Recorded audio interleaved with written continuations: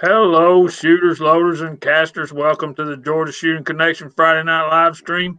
Sorry we're a little bit late, but we were in the middle of a fascinating story that we may or may not share with y'all. Sharenda has given us deer hunting stories, and we've all got them. So that's part about what we'll probably be talking about tonight. Another thing we want to talk about is kind of scopes and different kind of equipment we use hunting. So just kick around and have some fun. We got a lot of stuff to get over this week, I think. So as always, we'll start with my brother, that dude there, Chico Wise, looking good tonight, man. Thank you, brother. Everyone, thanks for joining us for another Friday night Jordan Shooting Connection live stream. Look like I just refreshed my page. 25 of y'all out there. So those numbers probably will go up. So we appreciate y'all being here. And we got some topics we'll talk about and we'll ease into those. And we'll just sit back, relax, and have a good live stream like we always do. So thanks for being here, everyone. And I'll go easy. Hold on. See, let's go to Mark then. See, how you doing, brother? Thanks for being here. I'm good. Thanks for having me, guys. Well, apparently this will be my last Friday night chat. My overtime kicks in next week, Nice try. so we'll make the best of it. Yep. Got meatloaf in the oven. I was able to use that stand he gave me, or that rest he gave me, Jamie. So did some 8mm shooting this week and a little bit of hunting. Haven't seen nothing yet, so got plenty of time left. I'll go on over to Kyle. Hey guys, glad to have everybody here. Thank goodness it's Friday. Oh my man, what a damn week. Everybody's been on a emotional roller coaster. I don't care what side you're on. You could be black powder or smokeless powder. I mean, it doesn't matter. Uh, but I'm glad it's Friday. I've got some vacation time to burn, so I've pretty much taken every Monday off till the end of the year. I don't know how my counterpart at work feels about that, and I hope somebody told him. But yeah, it's been a great week overall, and Insight Freedom's not wrong. I wouldn't count this out. They're noticing a lot of shenanigans, but we're not going to get into that unless y'all really want to. But Nope. I don't see a point in that. A lot of shenanigans are going on. I did my duty as a citizen. I hope everybody else did too. Glad to have everybody on the panel. And Sharenda, it's very good to see you again, sweetie. It's been a minute. Okay, I know that I am going to screw this up. No, I'm not. OCD. Yo. Nice. Hey, y'all doing? Thanks for having me on again this week. This past week, work. I sun up, sun down, and of course the sun goes down here in the Northeast 4:30 now. So by the time I get home and or get out of work, there's legit no daylight left. So I haven't done anything at the bench or haven't been out hunting. I did last Saturday. We can't hunt on Sundays in Maine, so that really blows. So I have one day a week, and this week tomorrow I'm working. We have a big house that needs to be painted, and we are blessed with 60-degree weather, so we have to finish this house, and so that's what I've been doing. Work. So Well, should I welcome, pass brother. it over to? There we go, Mark. Did he already chime Yeah, in? we're going to talk to the princess and There her we go. Up tiara, there. There we go. Miss Sharenda. Hey everybody, I've been MIA because hunting season started, Good reason. and we laid my mother-in-law to rest last Friday. She actually passed from COVID, Oh, I'm sorry. and Sorry to hear. Right after, thank you. Right after her services that next day, I got up early and went deer hunting, and accidentally, by luck, got a buck. He was a 5 point, but when I tell the story, he's 32 points. And I already got, because he was so close to home, I went ahead and took it to a butcher to have it processed, because I've never had a butcher process anything, so that was a treat. And my family all chipped in on that, so I could kind of like relax the rest of the weekend since we had such a stressful one. And I've been working a lot of overtime, and then went duck hunting last weekend and didn't get any ducks. That was hilarious because we were too close to our decoys, but it was still fun because I got to sit ass deep in the marsh in a chair and my own waders, and I was sitting up there just like nothing came, but I still had fun. So that about sums up my last 2 weeks. The worst day hunting's better than the best day at work. Oh man, especially the dogs. They really make you feel bad when you don't get anything. Like, Well, they're upset too. yes, like full eye contact with the stupid human. You got one job. Sorry to hear that, AR. Yes, Take Yeah, good me care too. of her, man. This whole thing ain't no joke, man. yeah. I hope everything's okay. I watched Preacher's live chat this morning. He did it yesterday. Um, but and that's what's weird. He's like, the Lord works in mysterious ways. My entire family had the COVID, and the only side effect I got out of it were 250 pounds of meat in the freezer. He said I was quarantined, so I couldn't go to church and do my wedding and all that stuff, speak to my congregation, have Bible study. I couldn't do any of that. And only thing I had to do was just play around on my property. And I saw the biggest buck I've ever seen in my life, and he got it. That was a beautiful deer, too. Oh, my Lord. Yeah, he's thinking 180-inch buck, and that's Wow. maybe 185. That's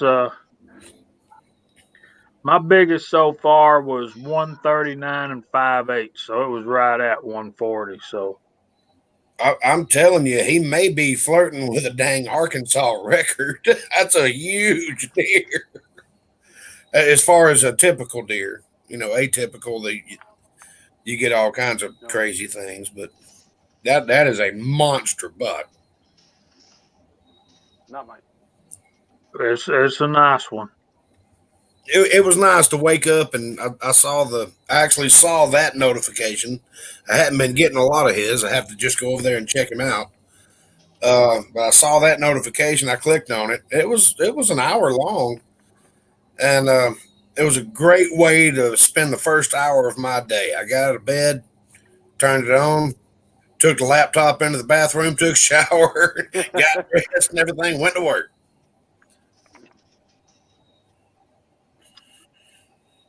That's cool.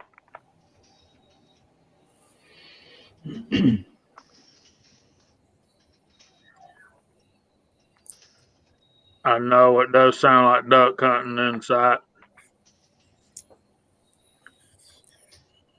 Yeah. Okay, so welcome in. We want to thank our special guests, Mark, Sharinda, and Chris, OCD Outdoors, for joining us tonight. And it's great to have Chico on with us full blast this week. I know he's been helping his brother out some at his shop, and I need him around to tell me what to do because I have no clue. I really don't.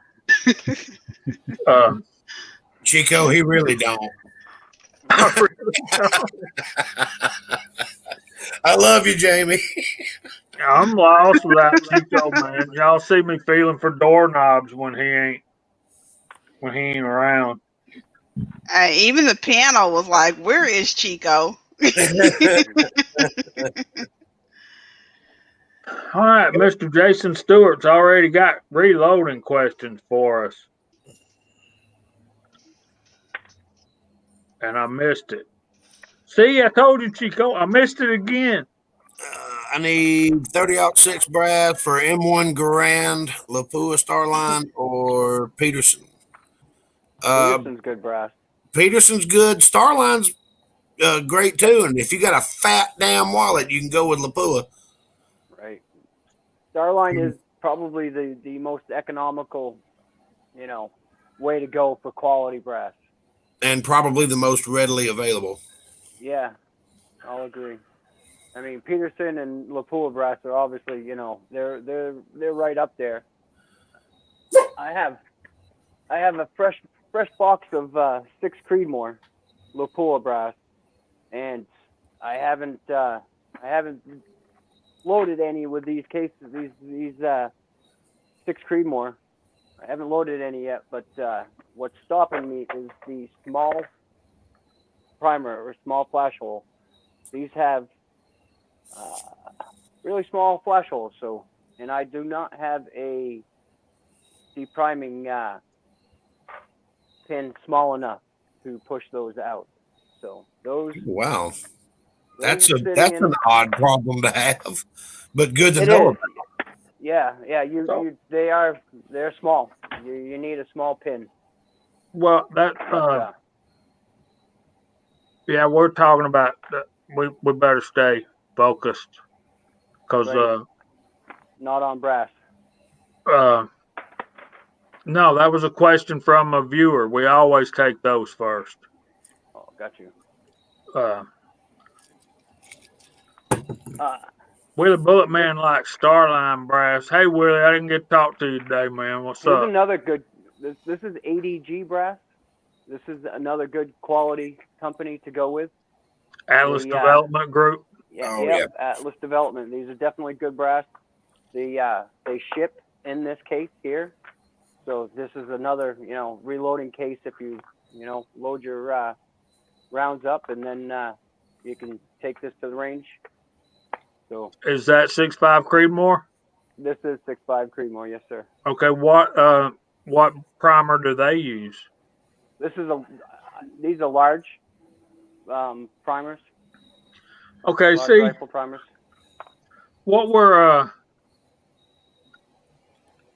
What's coming down the line from what I can tell is Alabama Reloader says use a Dremel on your decapping pin. And I want to get into that.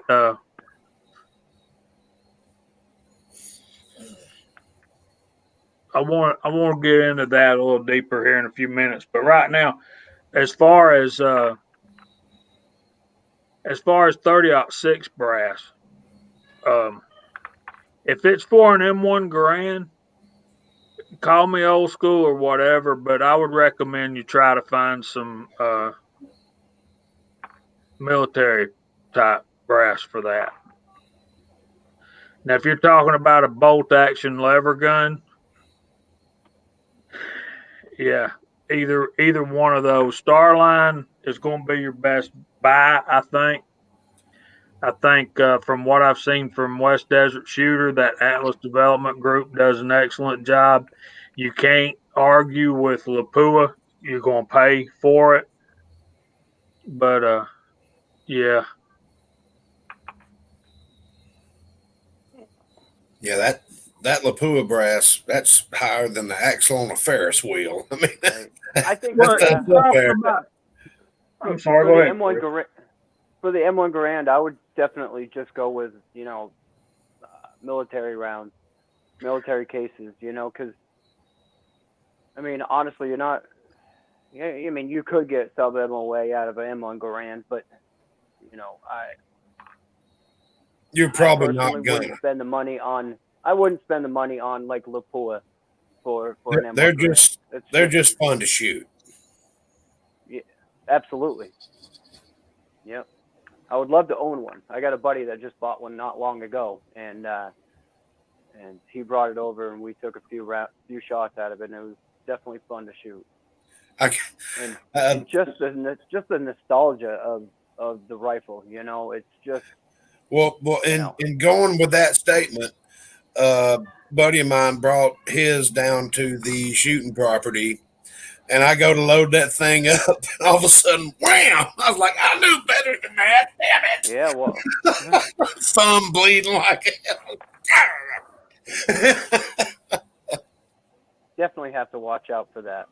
It's just you don't think about it. You know it. You in the back of your mind, you know it's there, but you just don't think about it. Right? I mean, Garand thumb is a thing. That bolt smacks hard. Yeah, I have a video on my channel. It was one day I was at the range, and a gentleman, a couple lanes down, was shooting an M1 Grand, and he shot, and then it was semi-auto, a full auto, if you will, but it was like boom, boom. It was double firing. I'm like, I look over at him. I'm like, what in the heck?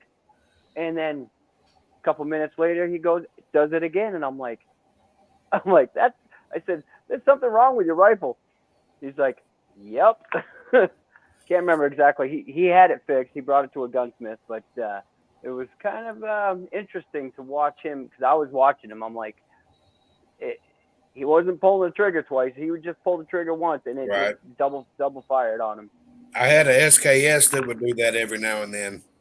No, that'd be all right. 7.62 by 39, having full auto. That'd be all right. Oh, it wasn't bad, but it wasn't right. Right. Pull the trigger twice, and all of a sudden, you done shot 5 rounds. Like, whoa. Insight's got a question. It's your favorite big bore AR-10 cartridge? I don't know. I've never shot an AR-10, but I'm thinking his dang 6.5 is what I'm thinking. That's a sweet shooting rifle. Yeah, if you could make that full auto and still have that accuracy, and you could probably get close because that round don't recoil a whole lot. It wasn't bad at all. Was it a 6.5 Creedmoor? Yes. Yeah. Yeah. He thought I was shooting over the target because we couldn't see the holes. I was like, there's no way if this scope's on. I went down there to change the target 100 yards, come back, and all 3 holes were touching. I said, hey, Scott, look at this. He goes, wow. I said, yeah, this gun's a shooter. Yeah, if I were to build a AR-10, I would definitely look into the 6.5 Creed or 6 Creedmoor. That's even less of a recoiling round. Of course, you have other, fine cartridges, rounds that you could load, but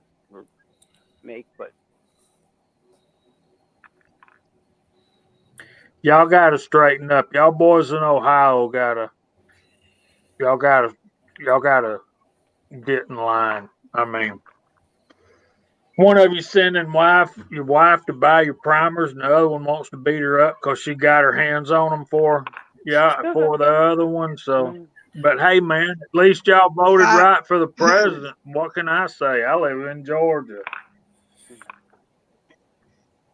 Hey, it sounds like somebody's wife is a smart woman, and somebody needs to get their wife with the program. So, yes, Jerry, AR-10 6.5 Creedmoor is an AR-10 round. Yeah.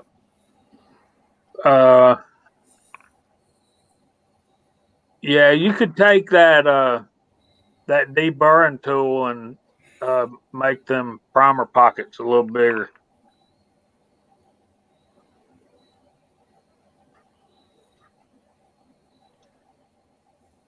Just reading the Big E's comment there. Well, thanks, Levergun 50. Appreciate that. We say that over here too. We one of the jokes is I live close to the Alabama line. And we always say, you ever notice when you're going Highway 20 toward Alabama, when you get past the Narrows, how the trees lean west? That's because Alabama sucks. Alabama sucks. That's what we say. Yeah, but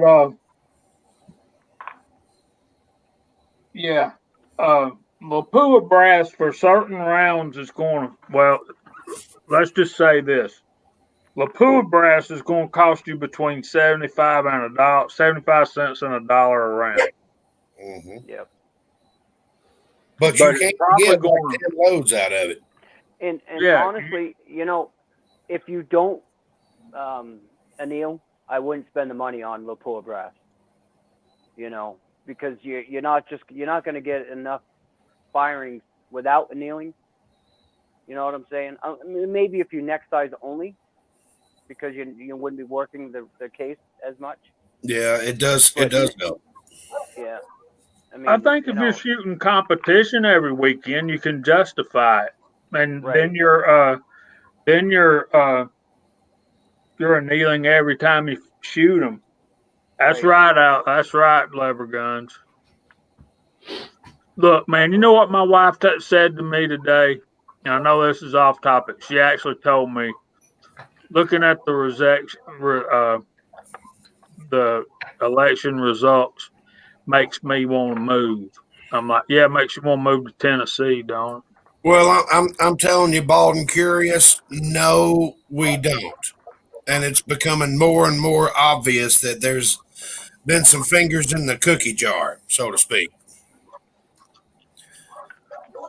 Why are we talking about this? That's not what we're here to talk about. No, it's not. We're supposed to be talking about scopes and stuff like that. Hey, here's a tip for if you use these kind of trays cases to keep your brass, your ammo in. I cut a piece of foam and I put it here on the top, and then when the rounds are loaded, it keeps those nice and tight. And then when they're empty, the cases stay put inside the holes. They don't fall out all over the place because if that wasn't in That there, is cool. Keep them from bouncing yeah, around and changing and yeah, yeah. yeah, just a piece of foam right inside on the top and the lid, and then of course when it's you have your loaded rounds, it stays nice and they don't josh around and whatnot. That's a great Yeah, tip. I actually do appreciate that. I never would have thought of that. yep, yep. I, I'm going to say one thing about this Georgia vote. Even with my big trays, I use that piece of foam. I like it. And you can see where the cases the bullets indent, and it stays nice and firm, and they don't rattle around. The You biggest know thing is what? when they're empty. What? I think only reloaders want to store their rounds with the powder sitting on the primer. I think that's a reloader thing. Mm-hmm. Put Big E. Thank you. I'm trying to get them from talking to politics. Trying to break that. Whoa, Chico. Even more than $1, huh? Wow. And it's probably $1.30. unavailable. And you probably got to buy 100 to get that price. If you buy 50, they probably go up to like $1.20. I'm telling you, man, that stuff's well. We have our wonderful lady on today, so I ain't gonna say that, but it involves giraffe.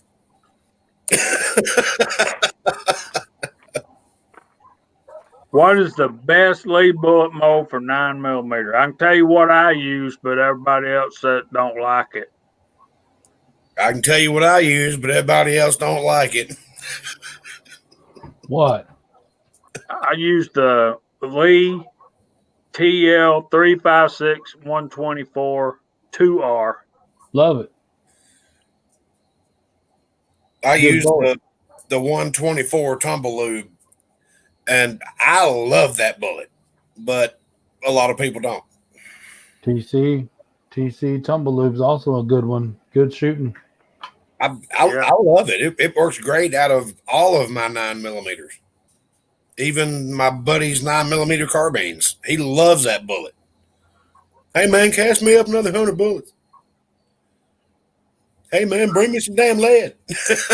I have a buddy that just started casting, and he's into it pretty heavy right now. He's went all out, and he's starting his first casting with 300 blackout. And he bought some, I don't know what mold it is, but it's a high dollar mold, and I don't know, but I was working at a house and there was some lead around the chimney, so I took all that for him, and he wanted some sawdust. I don't know what to cool the lead or do something to the lead, so I got some sawdust It's the somewhere. flux it. Flux it. Fluxing, yeah.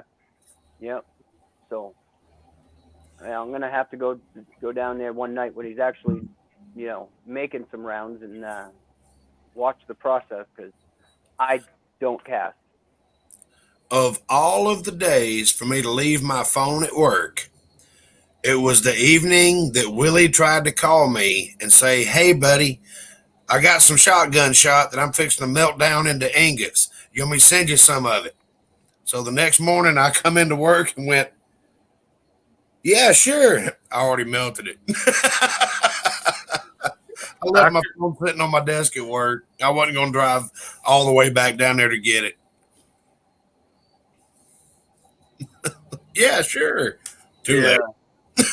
Bald and Curious is trying to change the subject too. I get it, man. How about them Braves? Yeah, I know. Hey, listen, I'm gonna say this one thing about Georgia, and Chico and myself and Kyle are going to be talking in the after chat. We're discussing changing the name of the Georgia Shooting Connection Friday Night Live stream. But I'll say this, and I think the other two would agree. It's like they wouldn't stop counting votes until number one, they found out how many more they needed, and then number two, until they found out where to go get them. And it's going to be a recount. There's no question about it. And they're going to have. Never mind, we're not talking about this now. When we're talking scopes. Okay, Namo. I don't know Namo. Somebody else said they. Chico, you ever heard of Namo Brass? Owns Lapua.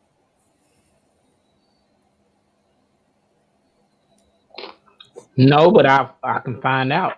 I've never heard of them. They said West Covina said they own Lapua. I was thinking it was when Big E was talking about it earlier. I thought, Uh-oh. oh it says man, it says it right Surrender. there on the box. Blow him up, Jamie. We can't see I'm it. trying. Hold it closer. We still can't see it.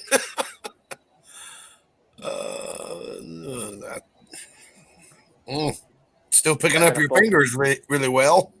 Right. Pennsylvania. It does say Namo Lapua Oi. Lapua, Finland. Yeah, that's what I thought, AR Norma. But no, it's Namo. Yep. Namo Lapua. I'm not going to say it the way that I interpret it that my dog did, but nice kitty. Thanks, bud. Oh yeah, KFW got a APP. All right, let the hate begin. We love it, bro. We just want to see some videos about it. Oh, would you stop? Nosler is pretty good brass. I bought some of that. Well, actually, my friend from work bought some Norma brass for his 300 blackout and gave me his upper. So I loaded him up some hunting rounds and tested them and all that, took the measurements and all that. And that's the only way I'll load for anybody else. I don't know about the rest of y'all, but somebody wants me to make them load them up some brass. That's the only way I'll do it. Give me your gun for about a week or two, and yeah. I'm a fan of the only guy that I load for. I load 270 for a guy that works with me. And he's had amazing success with it. And I said, that's fine, but I'm going with you when we shoot him. And he's like, okay. And I took 10 rounds, all of the exact same powder charge that I use because we have the exact same rifle. Browning A-Bolt 270s. We have the exact same rifle, same color, same barrel, same everything. And I said, I'm going with you when we shoot him. Okay. and I shot 5. He shot 5. He shot just as good as I did. And he goes, "This is a good shooting round." And we're shooting 110 grainers out of a 270, and these babies are cooking. Um, and every now and then he'll bring me a pound of powder and a box of bullets and a bag full of brass. Pound of powder, box full of bullets. And I'm like, "You do understand this is all on you, right?" He goes, "As good as these things shoot, I don't care what you do, just keep them the same." Hey, Idaho is not 264. That's a 264 Winchester Magnum. That's the same thing as 6.5, 6.5 millimeters, right? That is 264 is Yeah. 6.5. Yeah, I bet that's a tack driver. And Lever Guns 50, as far as Starline brass is concerned, as far as I'm concerned, that's the best buy on the market. I think Yeah. it's for what you get and for the amount of money that you pay. I think it's the best overall deal. If you're looking for new brass, yeah.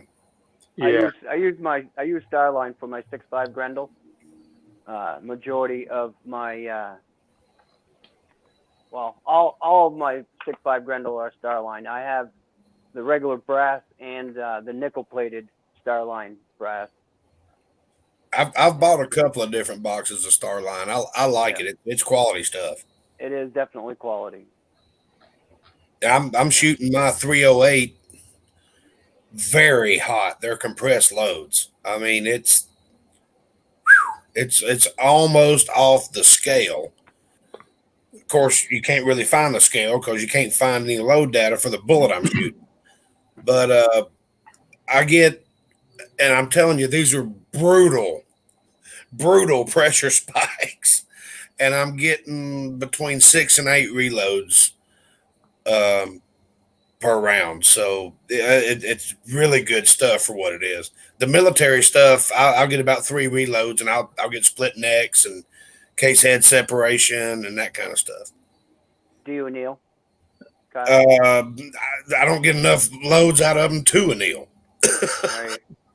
Well, I mean, honestly, if you anneal at least every firing, I think you would increase your well, I probably would there. I rarely have split necks. It's usually case head separation.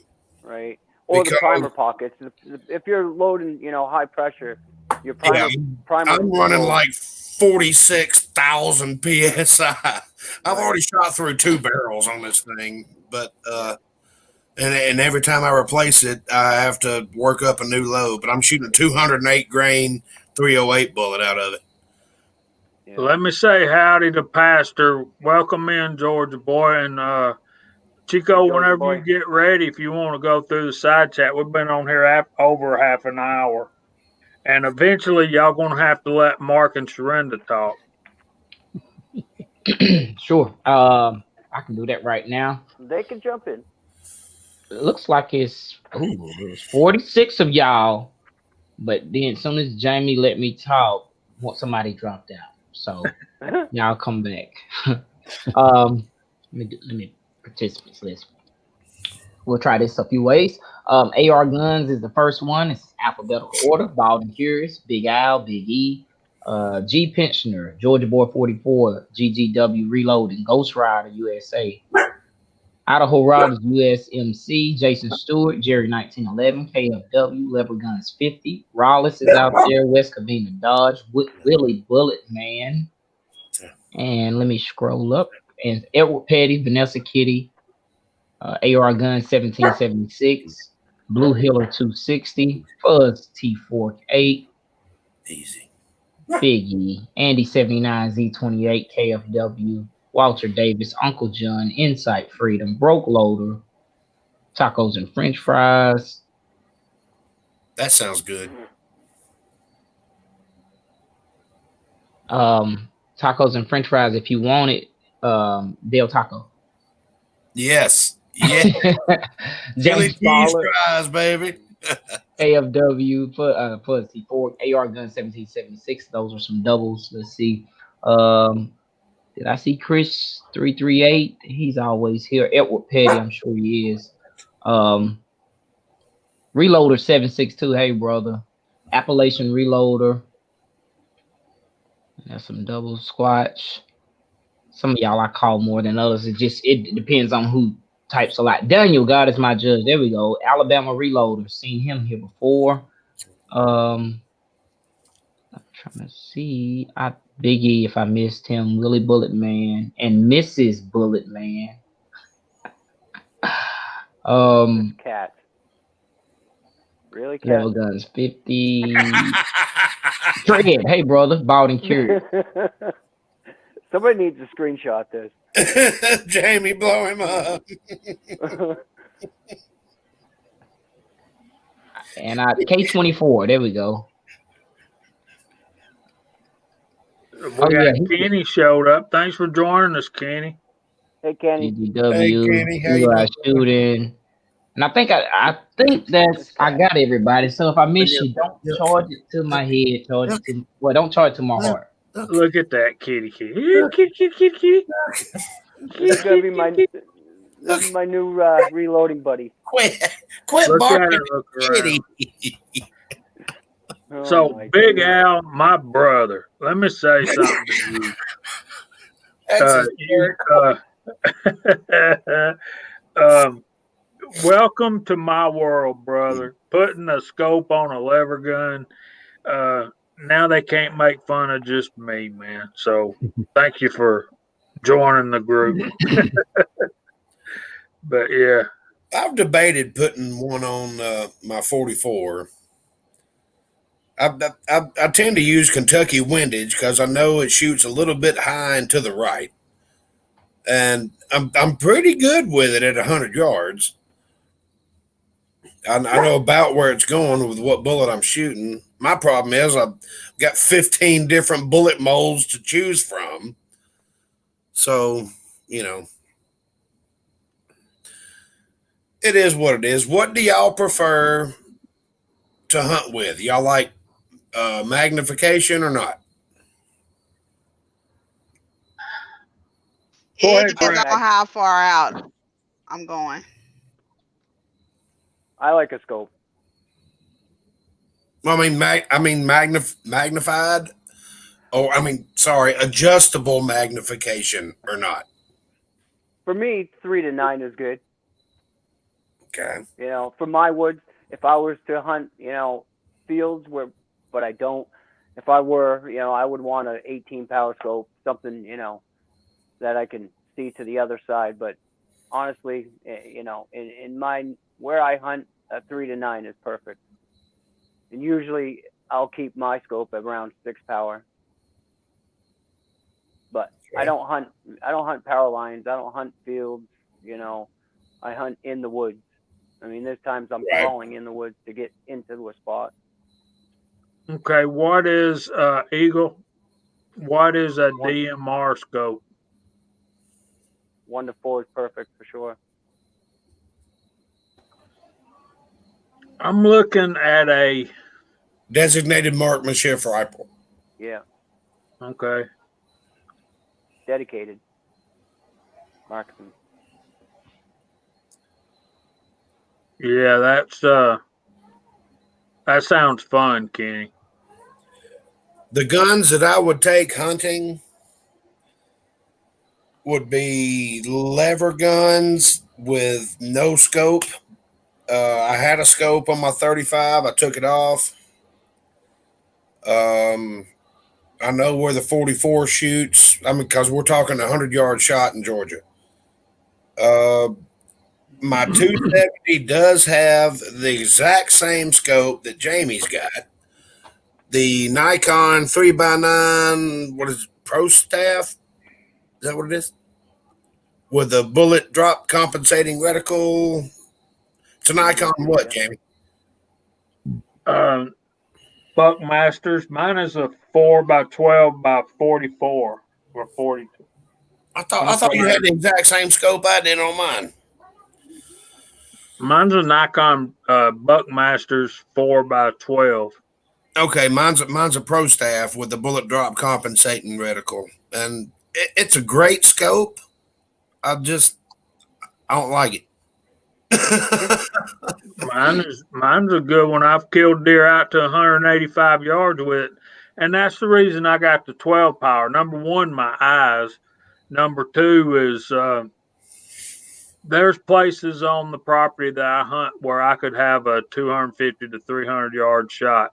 Not that I'm going to do that, but yeah.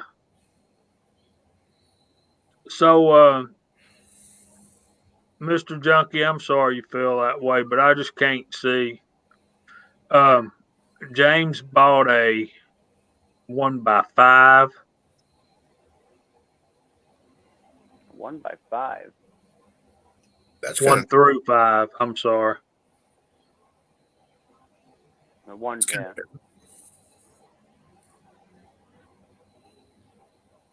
my target rifle, which I don't use my 308 to hunt with. If I needed to, of course I would, but it's got a fixed 10 power on it. SWFA, which used to have the military contract for the super sniper scopes, that's what I was used to shooting through, and it's very familiar. And I know I can turn the turrets, and it goes exactly where I tell it to. We got out to that 1,000 yard range, dialed the dope in, boom, ding.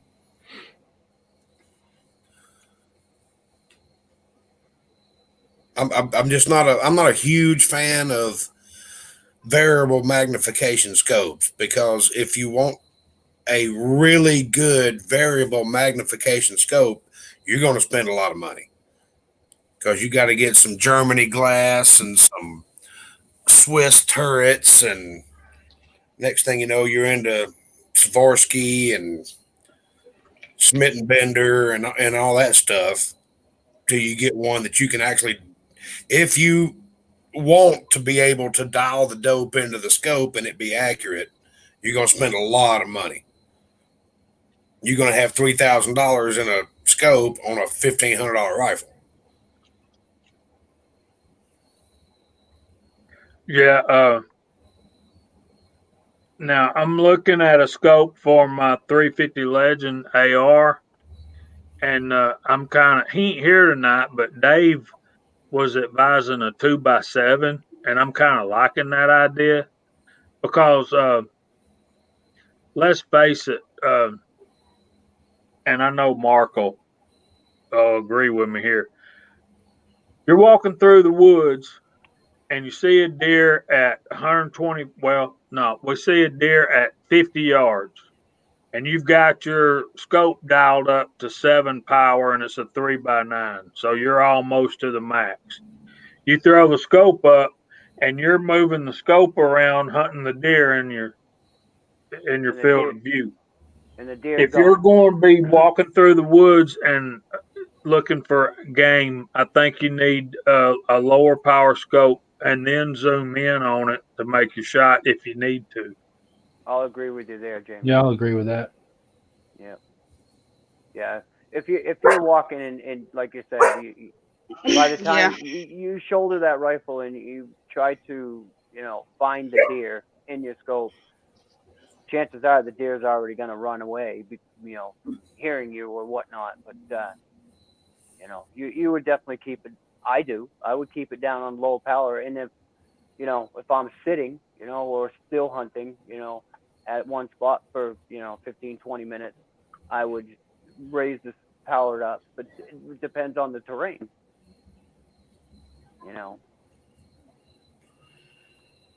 For me. I'm fortunate enough to still have good enough eyes where I can hit 100 yards with open iron sights on a lever gun. Well, see, lever guns are saying the same thing, and I think he's about your age, man. I can't see like that anymore. I never had scopes until I was like at least 40.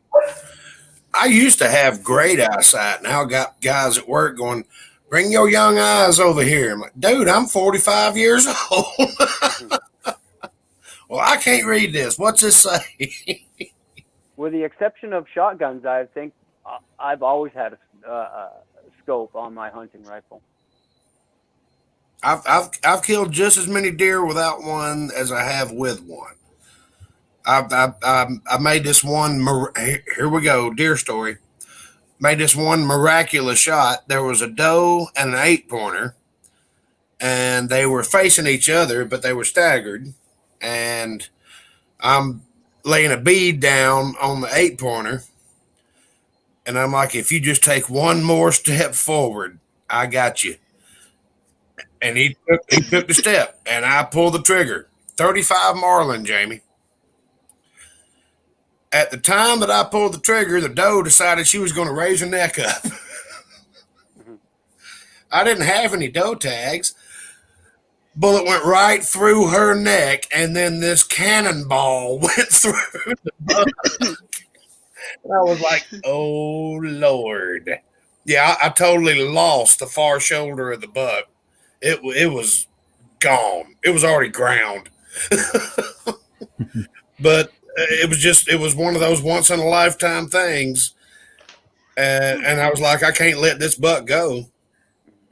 And I squeezed the trigger, and I know they hadn't heard the shot yet. And she just stood up like, yeah, I ended up getting both of them. There And you go. I quartered them up in the woods and put them in a cooler and took the cooler back to the house. Didn't tag nothing. I Didn't have a doe. We didn't hear anything. yeah. KFW. I still have a Tasco 4. I think it's a 4x32 fixed power on my 35 Remington, but I also have those high sights so you can see the iron sights. You can still use them at close range. Yeah, I'm But saying. I agree, man. Tasco used to be a lot better scope than they are nowadays. They used to be made in Japan, and Japanese glasses, Yeah. very good. But the one I'm looking at is a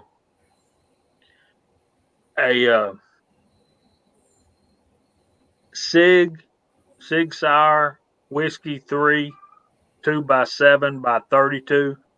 I Yeah. think that'd be really good on my AR. I've heard good reviews about those 6-hour scopes. I've looked at them. You know. That's Uh-oh. She's got. There we go. Which one is that? Pick it up a little Hold the box bit. up a little more.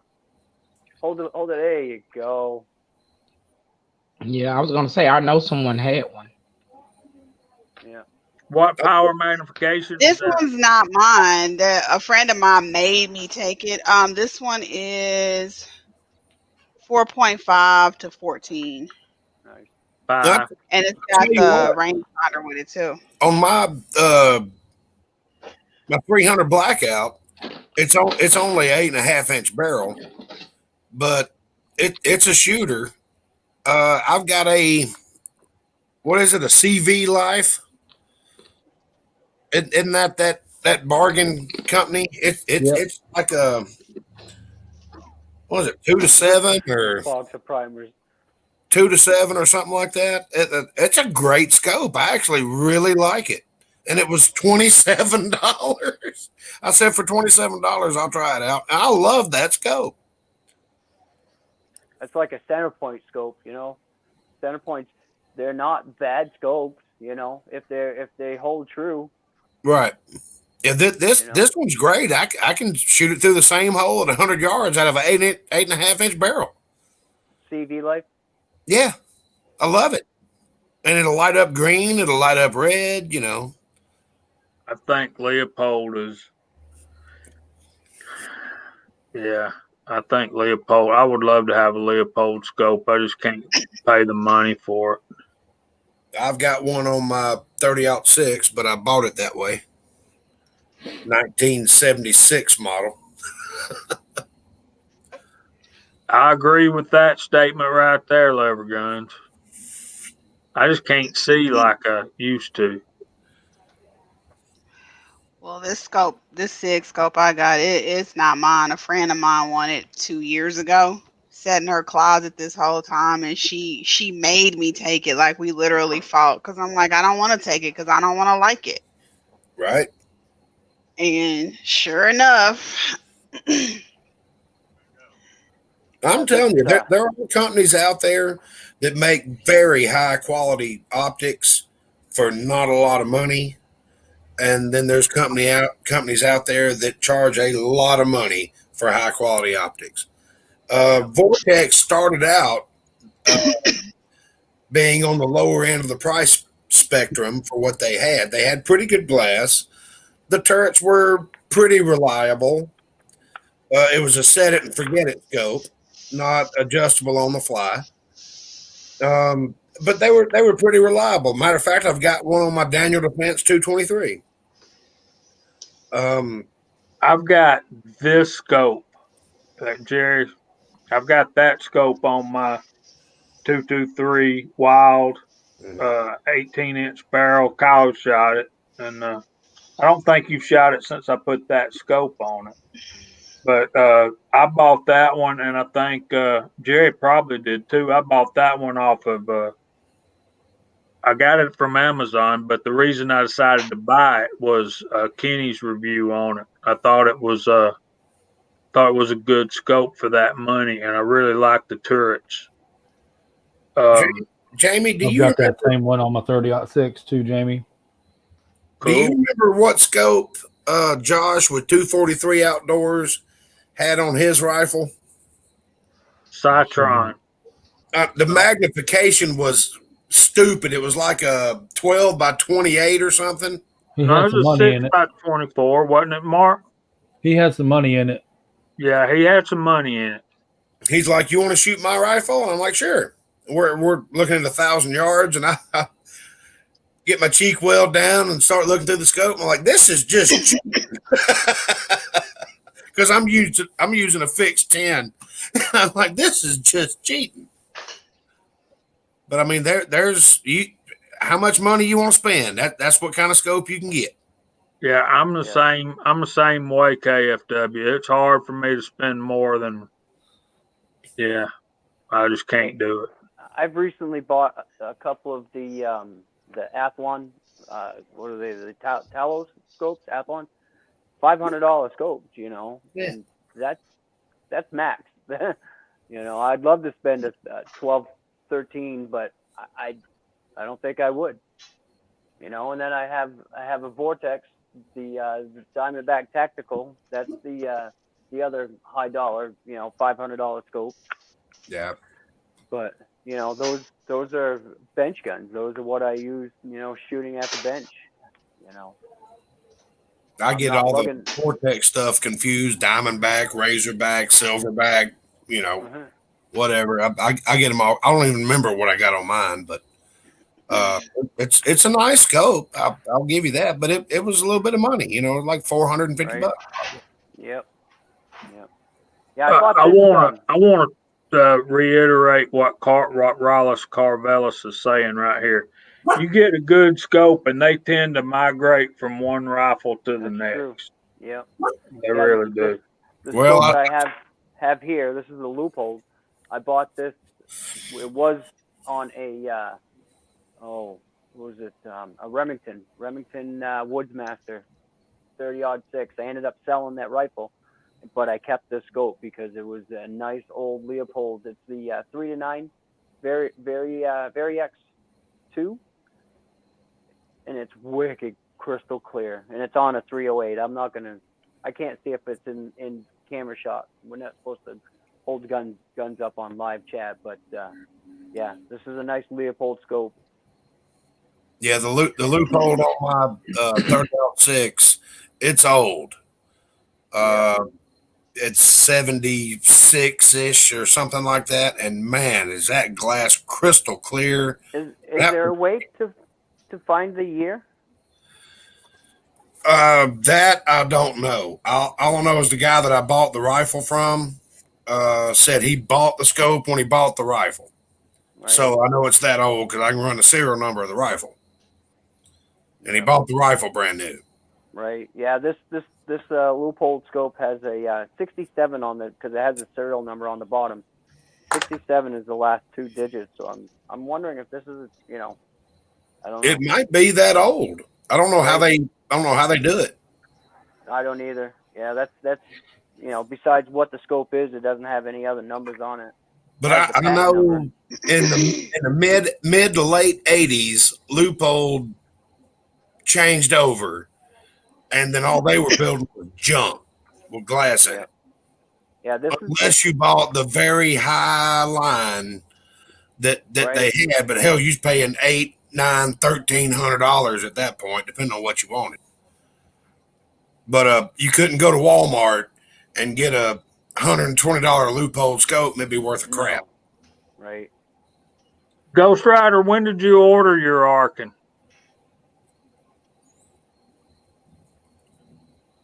Don't they have like an 8-week lead time right now? It's Or they have had an 8-week lead time since they came about. Well, I ordered mine on September the 12th, Yeah. and it's getting right at that 8-week lead Right. time, and I'm just waiting patiently. It's paid for. So Have any of you guys, including on the panel, used Athlon or tried out Athlon? I'm I'm not getting ready to. what you're talking about. I have There. 2. You have 2? Mm-hmm. Hi, Rigby. Hey, sweetheart. I honestly, between the 2 Athlon scopes and the Vortex, I like the eye relief of the Athlon scope more. Ah. I mean, they're the 6 to 6 to 24 power, so they're You said 6 to 24? yeah Oh. 6 to 24, Excuse me. and I like the eye relief more on the Athlon versus the Vortex, surprisingly. Because we have one of their plants are here, about 15, 20 minutes from me. I was actually thinking about reaching out to them and see if I take a COVID test, if they will let me come test out. They'll let you test them out in their warehouse. So. Oh, that would be cool. That would be Yeah. cool. Do a YouTube video on it. If they'll let me. Right? You kind of at the mercy of their no videos. Well, Yeah. I'm sure they'd let you video some of it. I'm sure you could have at least an interview with somebody that works there and maybe get a couple of pictures of some of their products. I mean, I don't see where that would be a problem at all. Yeah, I actually know a couple of 4 to their 6 weeks. contractors, so Yeah. I'm about to see if I can be like, hey, about that office. Rigby, what you eating, sweetie? what you're eating? I'm eating chips. Chips. Okay. Okay. I thought it might be popcorn. I was going to ask what flavor because No popcorn. Well, I know chips aren't popcorn. I got that. Just wondering if Pawpaw had his hands in the bag. Nope.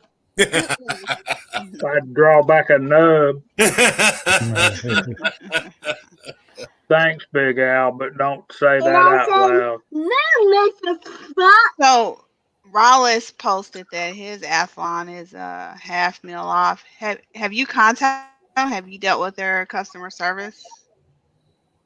See what they may say, Rollis.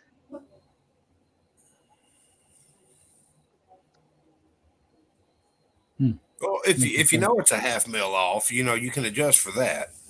It's consistent. Yeah, exactly. That'll Right. be good. Click, click, click, click, click. Done. I know at Bushnell, if you just feel like no matter what you're doing, if it's still off, they'll just replace it. No hassle. Yeah, and like Shut Kenny just said, Vortex has got really good customer service. The first Vortex I bought was bad out of the box. You could dry fire the rifle and the crosshairs would rotate in the reticle. Like, what? And I actually went back and the Vortex rep was actually there at the gun store. I'm like, really? I got something for you. And I just quickly mounted it on whatever the heck they had lying around. I said, do me a favor, dry fire it. He pulled the trigger and he went, the hell? I'm like, that's my problem. He goes, you got another one to give us, man? He said, I'll make it good. You got another one to give us, man? So I went home with a new one. So, well, speaking of Vortex fresh out of the box, I had that Diamondback, and out of the box, I was at their gun range shooting it and zeroing it in, and I couldn't get it to zero. And I'm like, what in the heck is wrong with the scope? So I adjusted the turret all the way up, and it would go up and at an angle. And I'm like, what? And I'm like, that ain't right. So I went all the way to the bottom, zeroed it down got all the way down to the bottom of the turret, and it went down to the left. And I'm like, what in the hell? oh, It was bad. I'm like, this is just right out of the box. Yeah, there's one thing I can say about SWFA. You can turn that thing all the way up. You can turn it all the way down. You can go all the way to the left. You can go all the way to the right. You center everything back up, and it's still right in the same hole. It's impressive quality for the price. My fixed 10 power SWFA Super Sniper was $299. It's not variable, but what you see is what you get. And when we went to the 1,000-yard range, put the dope in there, bing, So, I mean, the turrets are dependable, and that's what you're looking for. If you're using a target rifle, you want the turrets to be dependable. If you're more hunting, you want a dependable reticle. You zero it at 100 yards, but if you see something at 250, right about here, bam. Because you don't want to make a bad shot and wound the animal. You want to make everything as possible. So you don't want to make it a bad shot at hunting and it be the scope's fault. Exactly. I mean, human error plays a huge part in hunting. There's a lot of people that never find the deer that they shot because they shot it in a bad spot and it's 3 miles away bleeding out. Yep. And the deer not even know it, so. I got one of those on my muzzleloader, Georgia boy. It's been faithful. It's been on 2 rifles. Oh, I know it. Yeah. Some of them are great, but it depends on how long you've had that scope as well. So, Mark, what scope did you just get? I know we've been talking about scopes in the last 20 minutes. What scope did you get? Me, the taco giveaway, the Athlon's coming to me. I don't have it yet. Yep. Now, so is it the the 6x24 by 44? So. Right. Is it the Gen 1 or Gen 2? Do you know? I want to say Gen 1. I didn't get into it real heavy, just kind of waiting for it to show up. Did he do that on his live chat? No, he had a video dedicated to the giveaway winners. Oh, okay. And then the second one for the last prize he forgot to do. But yeah, there's 2 videos over there. Well, thanks, YouTube. I haven't seen a notification for I don't think I saw that notification either. Now you know you got to go fishing sometimes. Yeah. For your favorite people. Right. I woke up I'm sorry, go ahead. The Gen 2 has a turret stop, like, the Gen 1 doesn't. I heard it has the jet turret stop, so that's good. Yeah. The Gen 1 comes with little plastic washers. I actually have them sitting right here on my bench. And you put these in the scope, in the turret, and when you get it zero, this acts as a modified turret stop for the Gen 1. It works, but, I'd rather have an actual turret stop. Yep. But they're definitely good scopes for the money. I like what Idaho just said. Probably not, Junkie. Probably not. Good evening, Scotsman. Oh, Lord, the gang's all here. Yeah, I like what Idaho's saying. $40 scope you don't need customer service. Just buy another $40 scope when it breaks. Right? That's what I'm saying about the one I got on my 300 blackout. I love that scope. If anything ever happens to it, I'll just buy another one. $27. Hopefully, it'll work as good as the one that's on there now because I made my first 3-shot group and I made my adjustment on the turrets and it was dead zero. Wow, that's impressive. It's even got a laser, but I've never even bothered to sight that one. I guess I could do that against the wall, maybe against the fence. Now, Jamie, have you used any of the brass that was sent to you?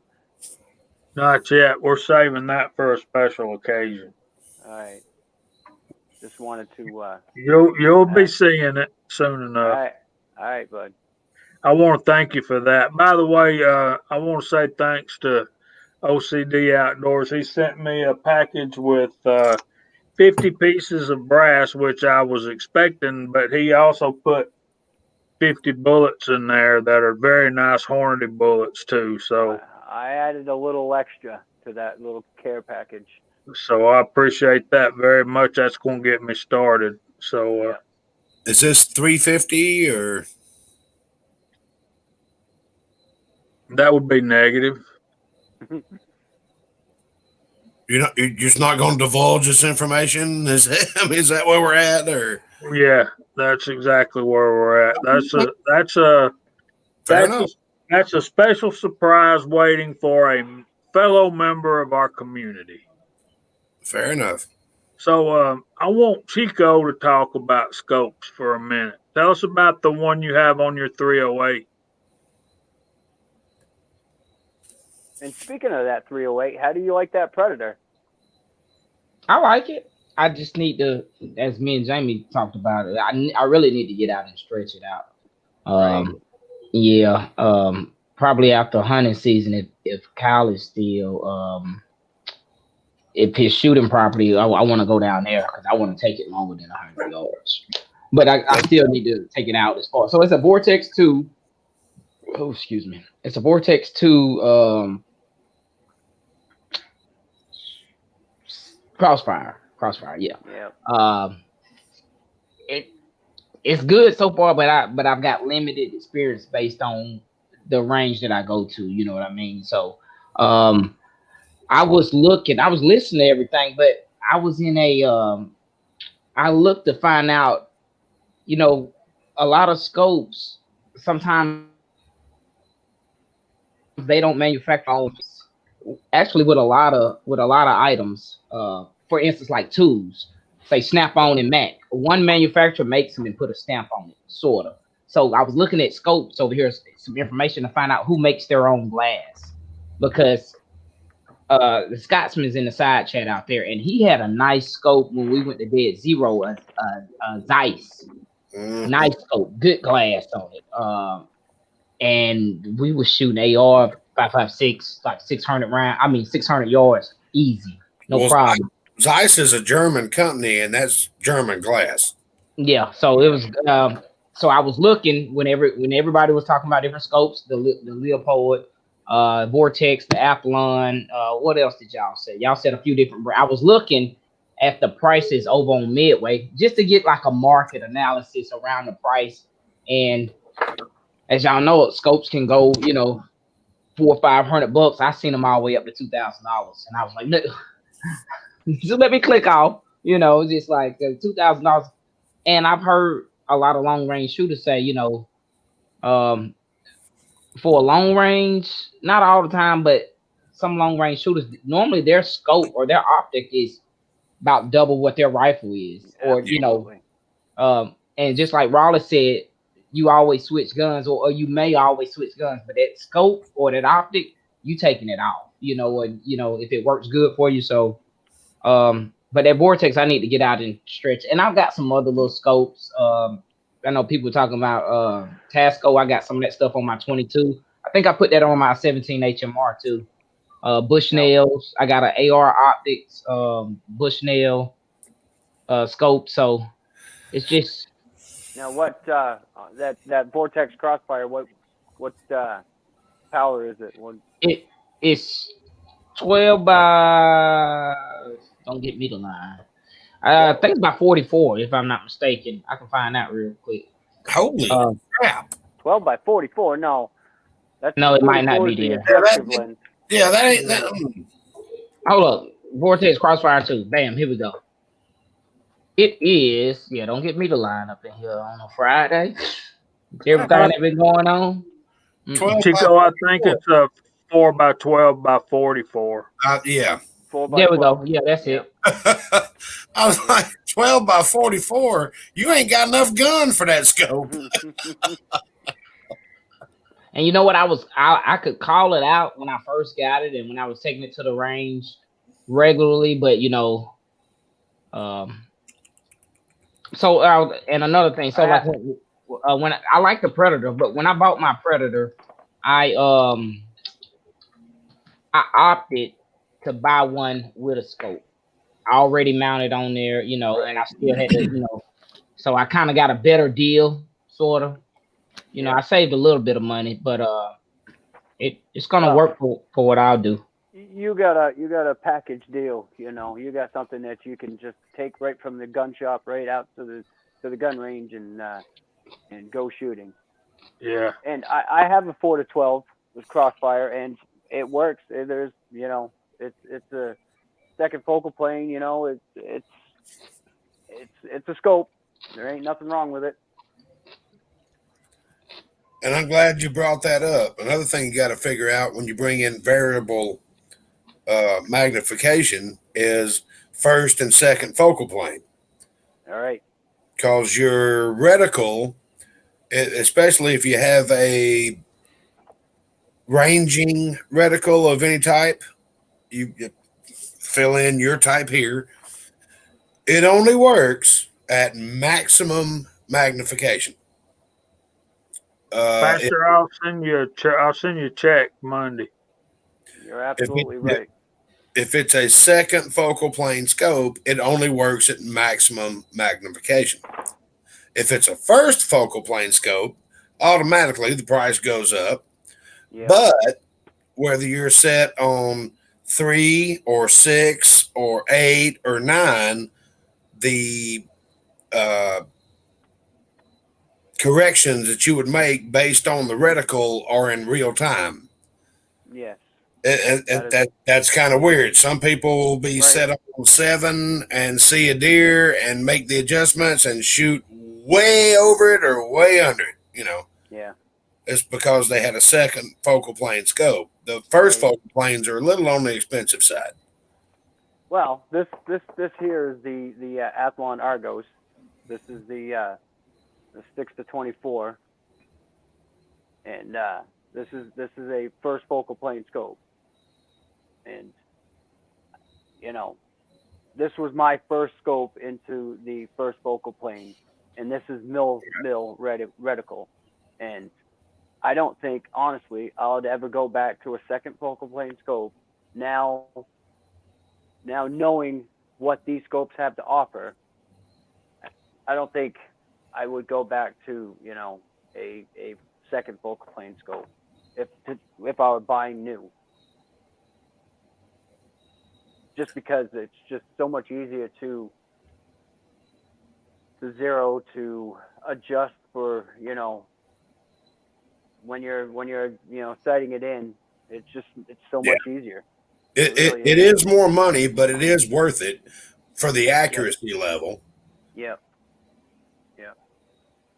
And this Crossfire, this has a objectical lens on the front here, and you can adjust it for whatever range if you're at 100, right? And and see, that's a very important feature for me. Yeah. Big Al, exactly. But, only for bullet drop, but that's why you're using the reticle at different ranges. So exactly, that's why you need it. Yeah. And speaking of the bullet drop, I mean, I don't use the bullet drop. I use the crosshairs, and if I think that I need to go higher or lower, I would just lower the scope. I personally don't use the bullet drop compensator as it is in the scope. Right. I don't. I'm running a mil dot reticle, so I can make shots off the hip if I'm shooting at a moving target or an animal or something Right. like that. If I'm hunting, I can do the math in my head real quick because it's based on 10, and I can figure out where I need to hold it. That is that. That's the benefit. That's the benefit with a second focal plane and mill, or not first focal plane. Yeah, right. Yeah. Whatever magnification you got it set to, it's accurate. Yep. That's why I run a fixed 10 power and be done with it. Right. That's what I'm used to shooting at longer ranges, and I love it. Now, my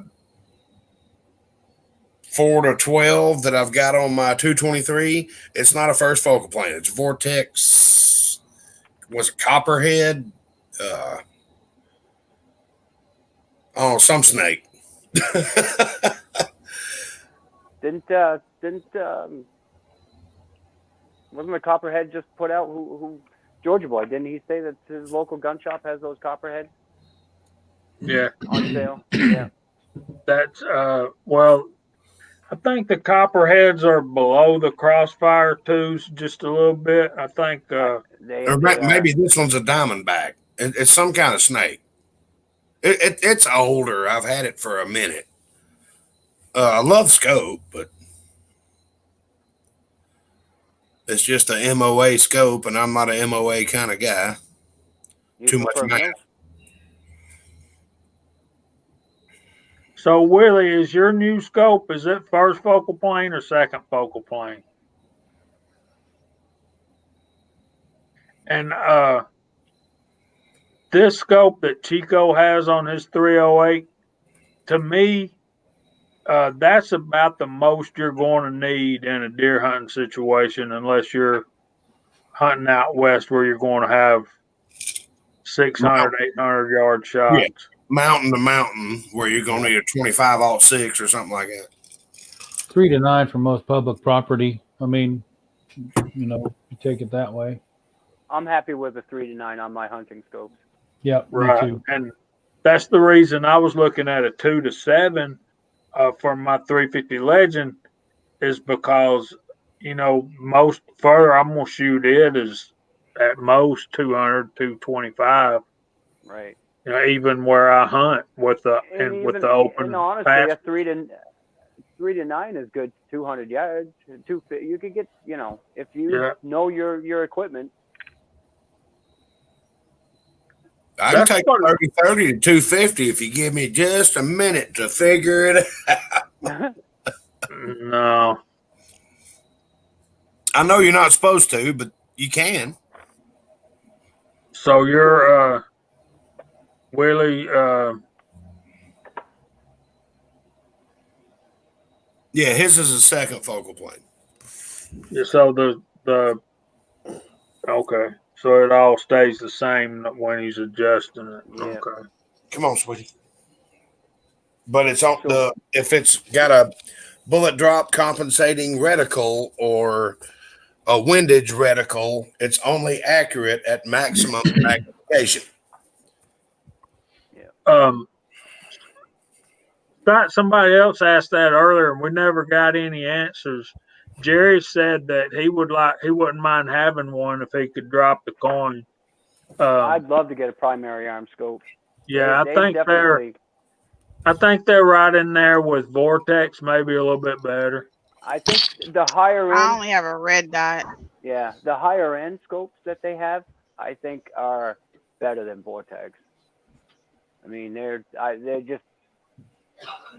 next level on scopes. I mean, and if you look, the scopes that they on their websites, you can't order a scope and get it, in the 3-4 day shipping. You're waiting because they have waiting periods on those scopes. They're definitely worth their money. I think so. Dimitri is the guy that is like the head of their scope department, and he's made a lot of positive improvements on the vortex. I mean, on the primary arm scope. Yep. So, Mario, I think the guys on this panel will tell you that dollar for dollar, your best deal is going to be a Ruger American, and if you can find the Predator, that's going to be better because it's got a little bit thicker barrel on it. And it has, and the Predators have the threaded barrels. Yeah, they have threads. Mhm.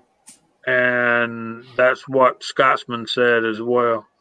Yeah, I have 3 American Predators. They are just outstanding rifles for the money.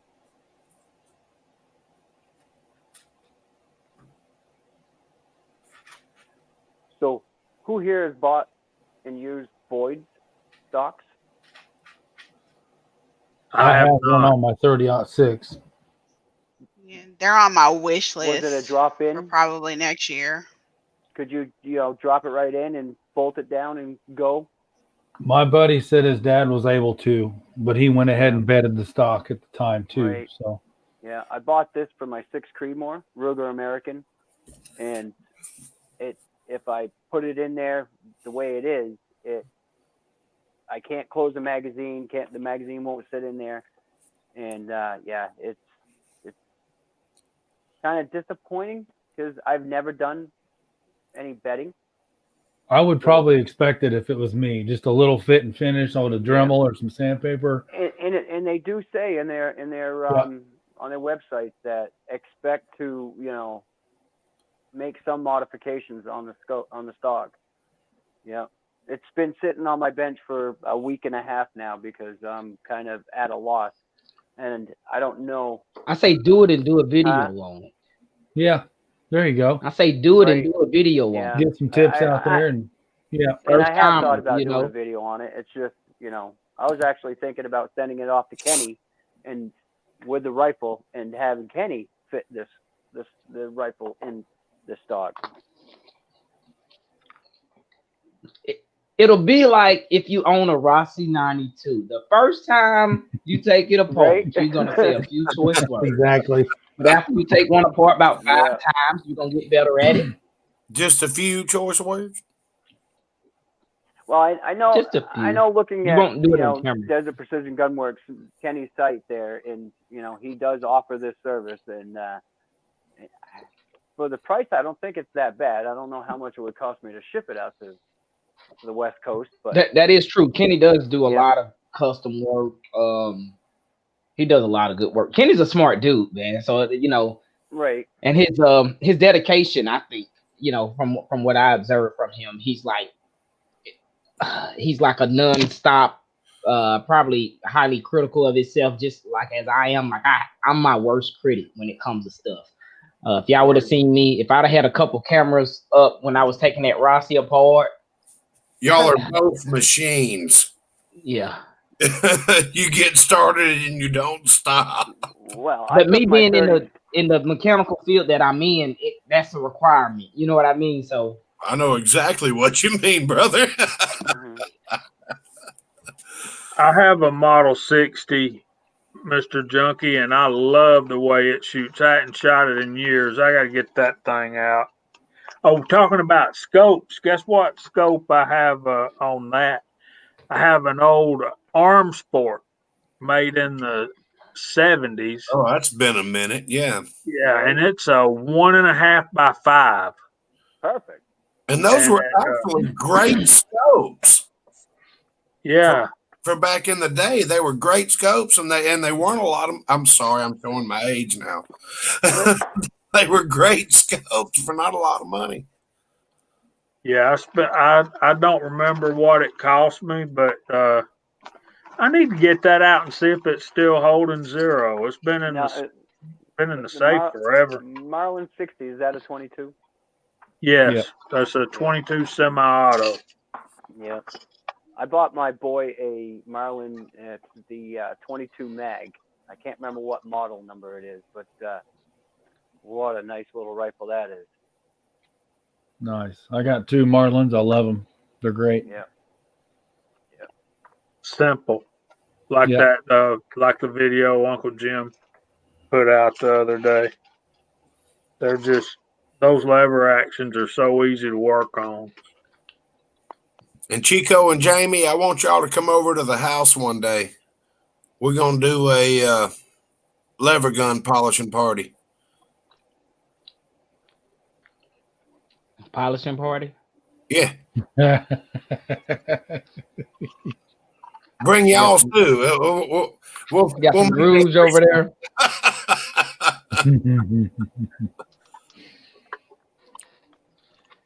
But I've got a couple of hiccups with my 44, and I'm sure it's just the multiple different molds I'm using. Some are round nose, flat nose, hollow points, all that stuff.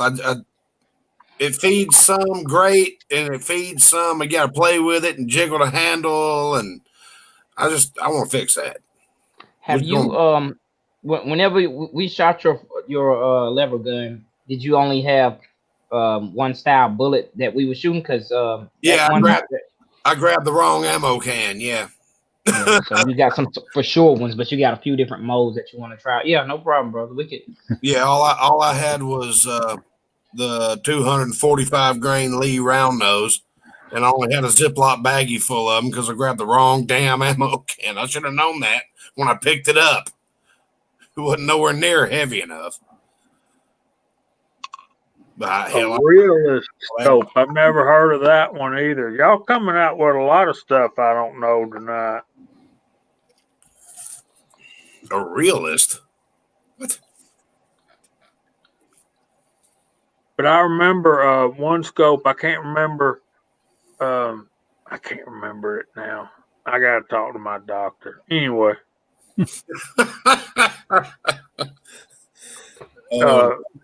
Go ahead, Chico. I know you're thinking it. Usually Chico can spit out what I'm thinking. So. Yeah. On the aspect of scopes, they there's a lot of companies that offer the lifetime warranty, and for a lot of products, that I buy, not just gun stuff, but anything, even my work tools and stuff like that. If they have a lifetime warranty, some people say, oh, that means it's this, that means it's that. But I'm looking at Vortex's warranty, and it's like a no BS warranty. I see where this guy's talking about he had a house fire, and they replaced the these are some binos, but certain companies offer that. It's a no questions asked. Yes, they do not care. And I think Leopold is like that also. Well, this is what, like I was telling you that story where the reticle would move when I pulled the trigger. The guy said, let me tell you about my product. We don't send this type of product out. This should have never passed quality control. We have a lifetime warranty. We don't care if you run over it with your pickup truck. We'll give you a new one. All you got to do is bring us the old one. You don't need a receipt. You don't need this. I need the broke scope, and I'll give you a brand new one. Yeah, and it's a fully transferable warranty. I'm looking at it. It's unlimited lifetime warranty, fully transferable, no receipt required. That's what the Vortex rep told me. I don't care if you run over it with a tractor trailer. But there's always a kicker. There's always a sidebar. Right up under that, it says the VIP warranty does not cover loss, theft, or deliberate damage or cosmetic damage that does not hinder the performance. So it's going to be up to them. Highly unlikely that they wouldn't warranty it. But if you're outside playing softball with it because your baseball team didn't win the series, I don't see where they wouldn't warranty it under, I would say, most abnormal circumstances. I wouldn't say all of them. Right. But, if a tornado came down in your driveway and threw your F-150 into your gun safe and smashed the scope into a 1/8 inch piece of aluminum, I think they still warranty it. So if anybody's in the market for scopes, I don't know. I know I've said this before. I don't post a video on it because it's it ain't hush hush. But if you military law enforcement, I even think if you're active or retired service member, a lot of these companies, big name companies with these great scopes, great glass, they offer a discount, and you're not gonna find it too much information on it. You just need to search. It's like right. it's about 25 to 40% off a scope. You got to send in some documents. So if any of you, but I know Vortex does it, Leopold does it. I think Citron may do it. The last time I checked, nobody that manufactures a scope needs to have a copy of my DD-214. That's just my opinion. I agree with you, Scotsman. They don't need that information. But yeah, the rep from Vortex was preaching about their warranty. I'm like, I don't want to hear your sermon. I just want a scope. But yeah, they do offer military discounts, and I think Vortex, I do believe it's 40%. Vortex has a really good discount. Yeah, I think 40% military. I'm not sure about law enforcement. Even Mario said he got an ACOG for nothing, but he just got out of the service. Well, ACOG is $1,700 optic. All right, how did this get in this bag? No, I'm just playing. Oh, you must be in Portland. Oh, sorry. Did you see? Never mind. We're not going there. Not till another 20 minutes. Where we at? We got about 30 minutes. So shooting. Anybody hunting? Well, people hunting. Everybody's hunting. Anybody shooting tomorrow? We're supposed to have some good weather down here tomorrow. It's supposed to get back warm again. It did up here for sure. It was 75 today, right, Jamie? Yes, it's sir. Unseasonably warm up here in Maine. God, it was warmed up. Is that when you were enlisted? No, hell, it had been free then. Shit. Ain't the good ACOG about $3,000 anyway? Buddy of mine got and he is ex-military. He got an ACOG for $1,300, I think, but it was I don't know. It had heated rear window, defrost, power windows. Yeah, it was one of them. But my buddy, he's a civilian, but he bought one for $3,000, and it was comparable. So I'm just curious. They all probably got a discount. Yeah. So. And when you look at it, $3,000 optic, and you only pay $1,300 for it, that's getting it for nothing.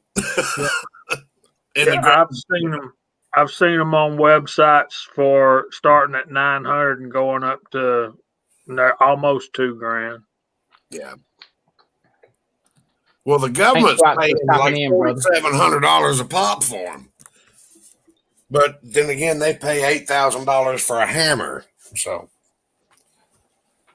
Oh, that's awesome, Mario. I'm going in the morning too, Squatch. Be careful out there. Best of luck to you, bro. My problem is I took next week off to go deer hunting because generally this is the peak of the rut here in Georgia. The 3 deer I got hanging on my wall were all killed on the 14th or the 15th of November. So I took this week off, and it's looking like you're going to be hot as hell in that tree stand. Yeah, it's looking like, and Wednesday's supposed to be storms. We may have another hurricane coming up through here. That's what I hear. Oh, my God. So I'm thinking I may cancel a couple of those vacation days and save them to December. But I got Monday off. You want to come hang out? I don't know. We'll see what the weather's like. I've pretty much taken every Monday off till the end of the year because I had vacation I got to burn out. So I got 3-day weekends from now to the end of the year. Well, I've got to come to Carsville Monday anyway. I'll definitely come by your house and see you. So, Cool. anything else we need to talk about? Scopes or equipment? One of the things Sharonda was talking about was a rangefinder. I do have a rangefinder in my bag. So, Hang on, before we get to rangefinders, can I just say one thing about scopes and then I'll be done? Yeah, man. We can't see you, but we can hear you. Well, I'm sorry. I forgot to click that. I'm sorry. I forgot to click that. When it comes to scopes, you have reticles that will be in whatever units of measure, whether it's MOA or minute Mil radians. Right. Make sure the turrets match the reticle, because I've seen MOA reticles, because everybody's used to a MOA reticle, but they have mil turrets. Yep. Or vice versa.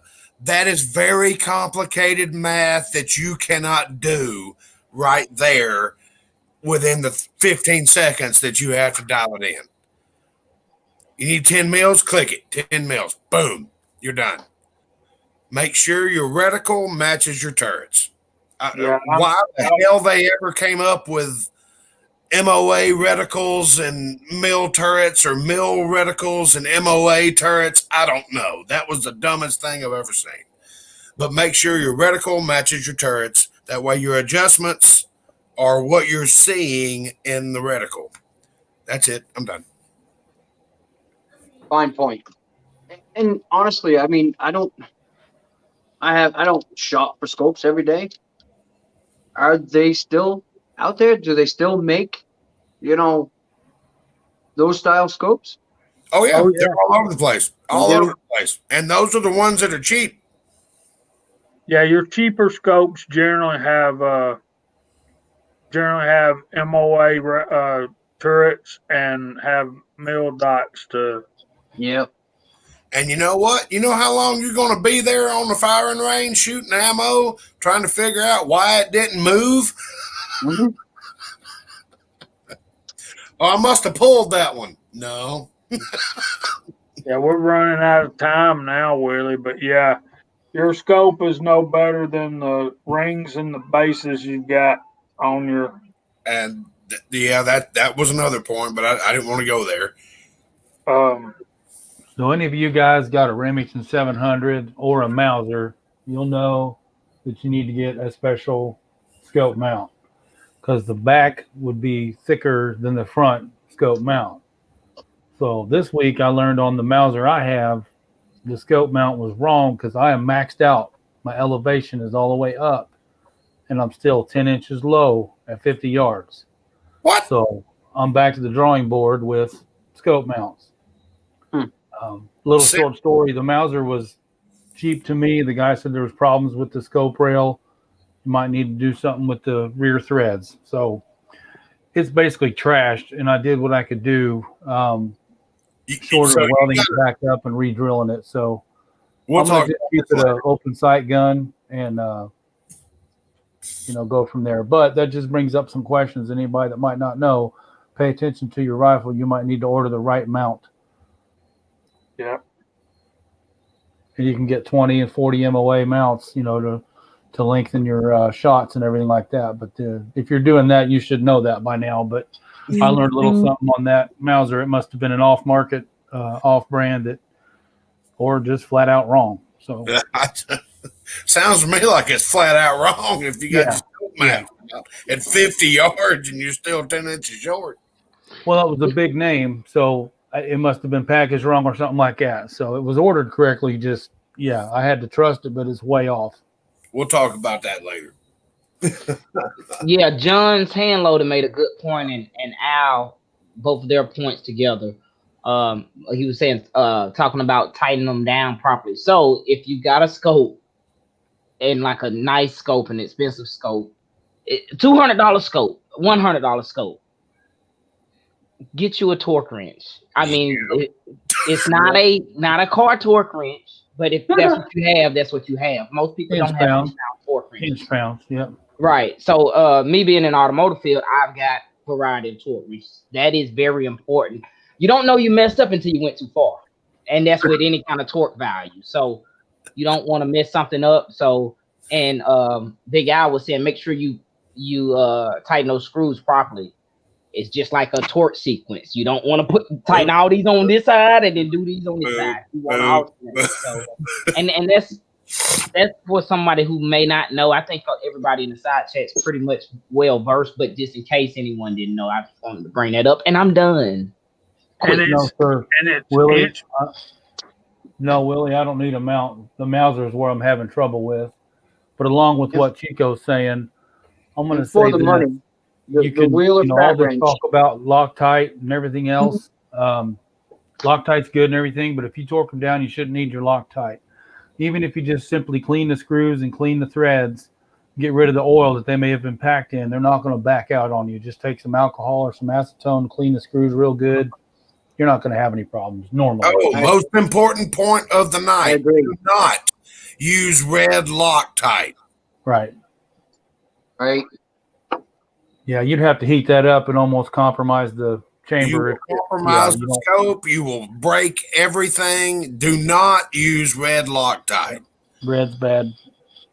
I mean, maybe a little blue, maybe some green retaining compound, but I don't use any of it on anything and never had a problem. I just clean your screws and you'll be good. Yeah, properly do it and you're fine. Go ahead, Jamie. Oh, I was just going to say it's inch pounds, not foot pounds. That is correct. You're not going to get those screws to 52 foot-pounds. That's not going to happen. They will, but remember, two tights, two pieces. Yeah. So, we still got a minute or two. We was late getting on, so. I just want to thank everybody for being here. I mean, it's been a great wind up to my weekend, and damn it, I needed it. Sure. Well, let's see, Sharina. When the last time you loaded up some of that 243?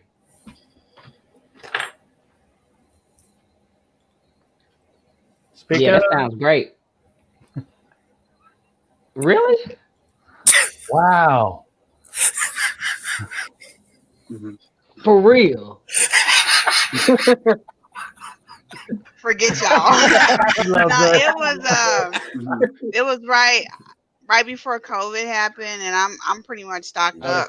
So yeah, and I didn't have all the stuff to do it at home because I was borrowing somebody else's stuff. They had the nerve to move out of state. And see, I remember when you said that. That's why I asked. I didn't know if you because I think when you trying to get him to sell you his stuff, and so I was like, I wonder if she ever made that happen. So I bought some from Travis with Buckeye Targets on the Reloading podcast. He had some extras, so I bought a few things from him. I got an extra press that I'm gonna load them in here soon. After hunts, so I've turned into some of y'all. I'm not gonna get anything done until after hunting season. It's like putting meat in the freezer, right? Yeah. So my honey surprised me with an extra freezer last night or the night before last. So yeah, then I got a challenge. He got me a what is that? A oilless turkey air fryer. Oh yeah, air fryers. Which, I was told I can't open it until I get a spring turkey. And you're gonna love it. I love mine. This is my deer. Nice. Pineapple brats deer. Oh man. Nice. And it looked like it's on some potato bread. It's on brat buns. Oh, brat buns. Okay. Yeah, almost, but like that is my little 5-point, aka 32-point buck. Now, did you make that sausage yourself? Nope. Since I was so close to home, and because of the funeral services we had, we took it to a butcher so we could just relax. Okay. I'm glad you said that. That was the second time. I meant to ask you earlier. How much did it cost to get that deal processed? So they want you to put a $50 deposit down, and then where it gets expensive if you want summer sausage and special cuts. So mine, mine came up. I only had to pay an additional, I can't remember if it was like $138 or $148 to pick it up. But we got jalapeno cheddar sausage, regular, brats, steaks, sirloins, the backstrap, roast. What they charged you for was the sausage part. Yeah, because those were like $10 a stick. Yeah, the sausage always adds because you got to add fat to it, plus all the spices and the casings and all the damn labor. If you've never made sausage, people, it's a process. It is a process. And I had to get beef fat because I can't do pork. Right. Because of my allergies. But and then I discovered, y'all know that they make duck bacon? I seen that. Duck bacon. Got some duck BLT's on the bacon. way. So no, you know what we're gonna do? We're gonna wrap that bacon around one of those back straps. There you Put go. that bad boy on the grill and see what kind of freaky nasty food sex happens. And then what are you gonna do with it? To me, that's you got me ruining the venison on this one. Damn, that just sounds amazing.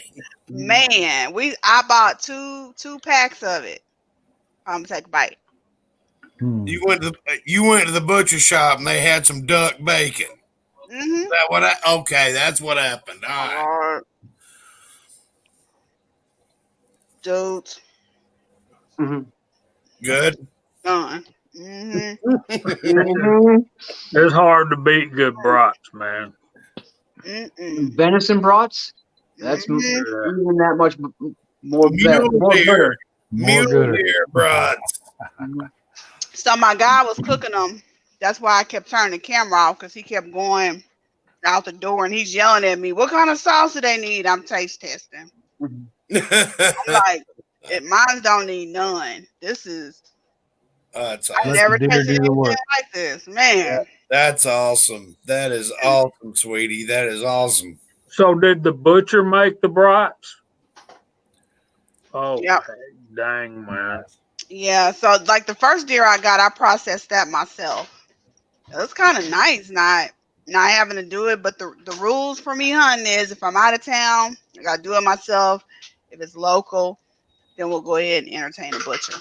You know, I used to butcher all my deer and help butcher other people's friends' deers. And the last couple of years, I've brought mine in and had a butcher do it just because it's just so much more convenient.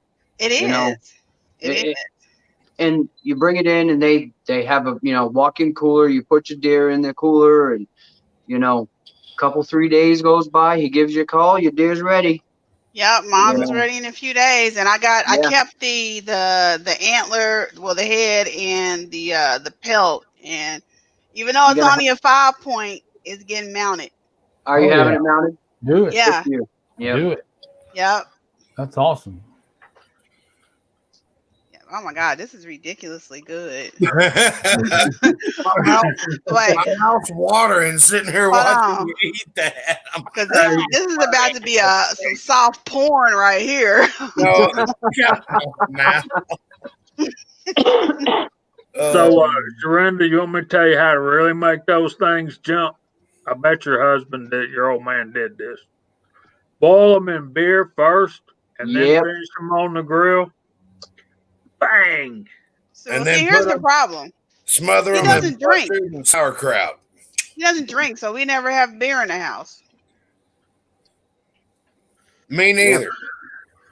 Yeah, I generally don't buy beer either, but the one thing I will buy beer for is your brats and making hush puppies in the summertime. That sounds good. Yeah. They just something about putting a damn pan full of beer with brats in it on a smoker and walking away for about 8 hours. Yeah, and we have 2 smokers. We got a traditional one and we got an electric one for, if we don't feel like watching Right. it like that. Right. Yeah. Well, my son moved in with us after the tree fell on his house, and he has an electric smoker. Me and him's gonna be playing with that here pretty soon. You guys want to see the mount I'm getting? Sure. Yeah. I'm gonna share my screen. Hold on. So come May, is it showing up? Nope. It's not. There we go. Hang There on. it is. Come May, that's what's coming home. Oh wow. Only chop I've seen that those rack mounts in before. half. Chop that rack in half. I can't wait to see that. That's Oh man. And I actually saw that in person. Like that's somebody else's mount, but I went to the taxidermist and actually saw that one. So That's Okay, so like it's the latest got the craze, don't it? huh? That's the latest craze. Everybody's wanting that kind of amount. They're neat.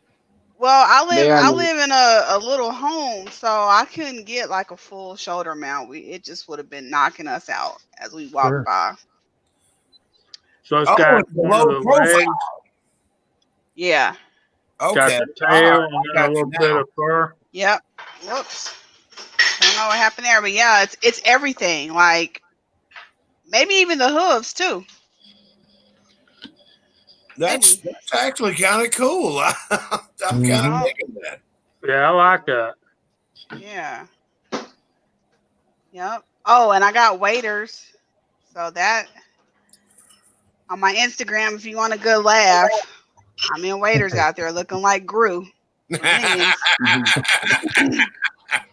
ain't that bad, sweetie. Oh man. Oh, Yeah, got to take man, another I'm bite of telling you, this. that is mouth watering. That's I'm for telling you sure. what, if you ain't never tried it, I don't care if you drink or not. If you ain't never just like what that comment, I forget who put it, dump beer on burgers on a grill. John's hand loading. If you ain't never used beer to cook with, oh my God, that is well, you got to use good beer. We ever stuck a chicken on top of a beer can? Yeah. There? Oh I've done yeah, that. yeah, but Yeah. not Bud Light. Good night, GGW. Good night. I mean, grab you a good Yingling or something like that, and pour on your brats or your hot dogs or something like that. I mean, it's well worth the try. You know, Mhm. you'll Well, when I get pheasant, we cook. I actually have to go at the last minute. We cook that in wine. I'm always boozing up my birds. oh, that's like highfalutin. My last mount was a European mount, the skull. My doe Okay. is getting European mounted. I like the scope European mount. Yeah. My They last take mount up was a less room. 44-year-old Georgian. Oh, sorry. Did I say that out loud? Yes, you did. Which y'all know I'm bullshitting because Angel's recovering from surgery. So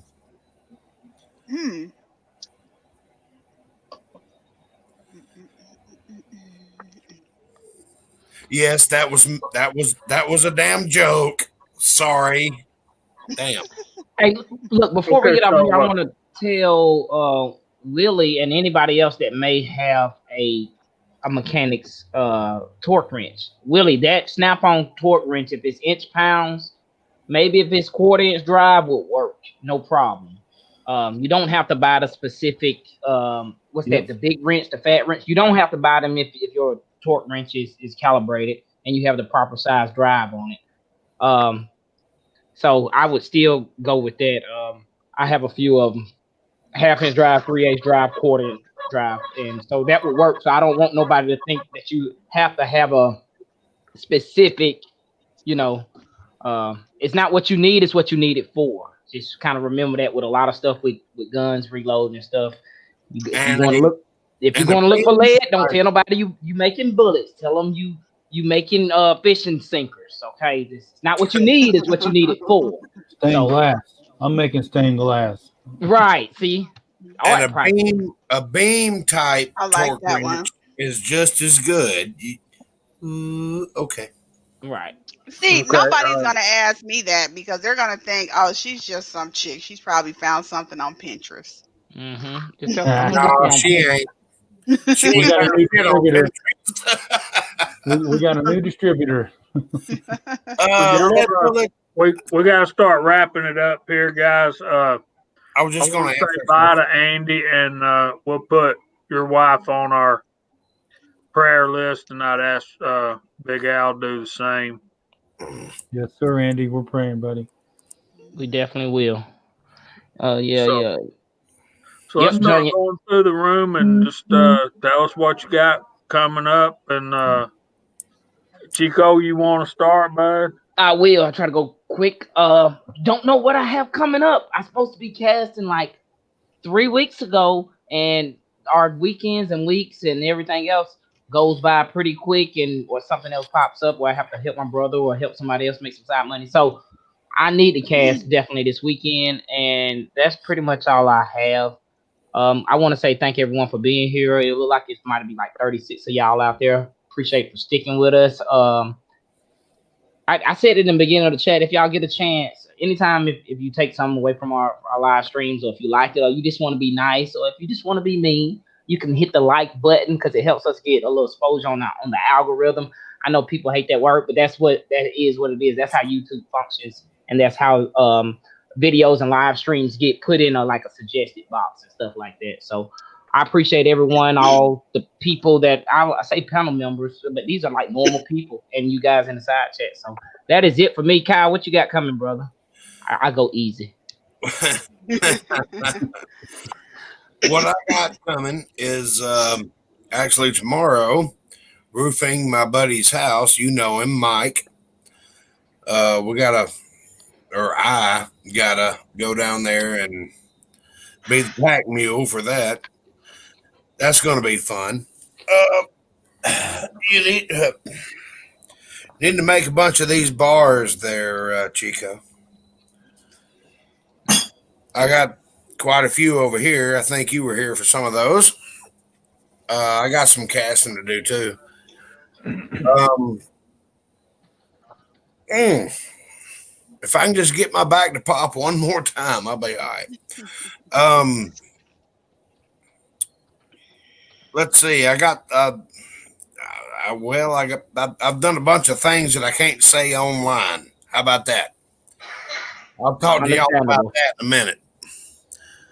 I'm going to shoot it over to.